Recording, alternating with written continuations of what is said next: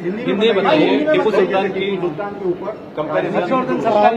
कांग्रेस के अध्यक्ष हर्षवर्धन सपकाळ ने जिस प्रकार से छत्रपति शिवाजी महाराज की तुलना टीपू सुल्तान के साथ की है, हम इसकी निंदा करते हैं।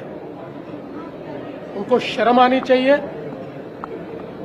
छत्रपति शिवाजी महाराज जिन्होंने मुगलों के साथ लड़ाई करके स्वराज्य का निर्माण किया और हजारों हजारों हिंदुओं को कत्ल करने वाला टीपू सुल्तान, वो और महाराज, इनको एक समान आदर दिया जाए, इस प्रकार की बात अगर कांग्रेस पार्टी कहती है तो वोटों के लालच में ये कितने भी जूते चाटे, महाराष्ट्र और देश इसको सहन नहीं करेगा।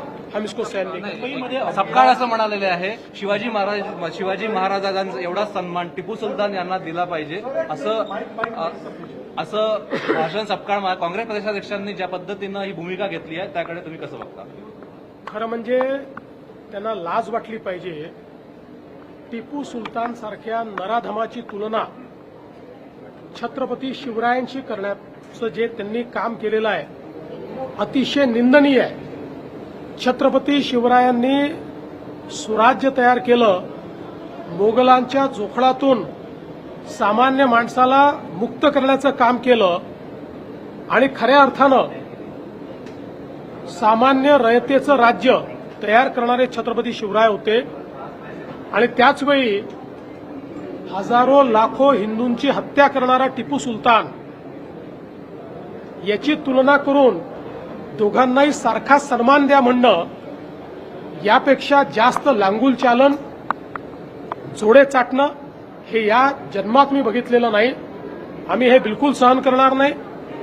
टिपू सुलतान आणि छत्रपती शिवरायांची तुलना केली याबद्दल त्यांनी माफी मागितली पाहिजे। आणि अशा पद्धतीनं जर ते बोलत असतील तर काँग्रेस पक्षामध्ये काही जरी थोडी जरी नैतिकता राहिली असेल तर काँग्रेस पक्षाने देखील याचा कॉग्निझन्स घेतला पाहिजे आणि त्यांचे जे मित्र पक्ष आहेत त्यांनी देखील त्यांची भूमिका याच्यावर काय आहे हे सांगितलं पाहिजे।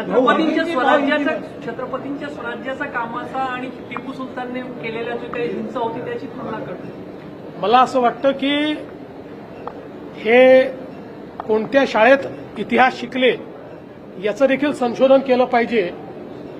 आणि हा जो नवा इतिहास हे लिहितायत, हा इतिहास महाराष्ट्र खपवून घेणार नाही, भारत खपवून घेणार नाही। मुलुंडमध्ये झालेला अपघात हा अत्यंत दुर्दैवी आहे। त्या ठिकाणी जे काम चाललेलं होतं त्याच्यामध्ये स्लॅब पडला, त्याच्यामध्ये दुर्दैवी मृत्यू देखील झालेला आहे। त्यांच्या परिवारासोबत आमच्या प्रार्थना आहेत।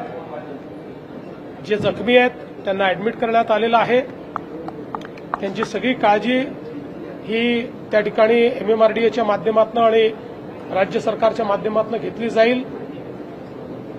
हा जो संपूर्ण प्रकार त्या ठिकाणी झालेला आहे यामध्ये जी काळजी घेणं आवश्यक होतं ती घेतली आहे की नाही याची चौकशी केली जाईल। अर्थातच ती घेतली असती तर कदाचित अशी परिस्थिती आली नसती। याला कोण जबाबदार आहे त्यांच्यावरही कारवाई केली जाईल आणि तात्काळ जिथे जिथे काम चाललेलं आहे तिथलं सेफ्टी ऑडिट करून त्या ठिकाणी अशी घटना घडणार नाही या प्रकारचा प्रयत्न केला जाईल।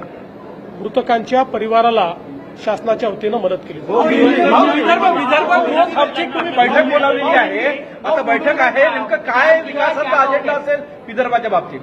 मुळामध्ये आपल्याला कल्पना आहे की मित्राच्या माध्यमातून आणि नीती आयोगाच्या माध्यमातून आपण काही ग्रोथ हब तयार करतो। MMR रिजनचा ग्रोथ हब आहे, पुणे रिजनचा ग्रोथ हब आहे, तसाच हा विदर्भाचा नागपूर रिजनचा ग्रोथ हब आपण तयार करण्याचा प्रयत्न करतो।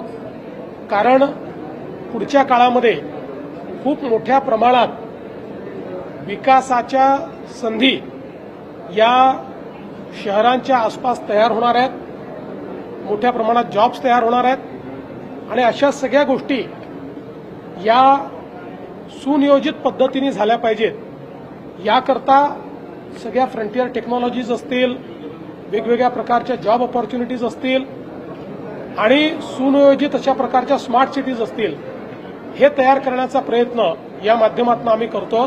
त्याचीच आज बैठक आहे.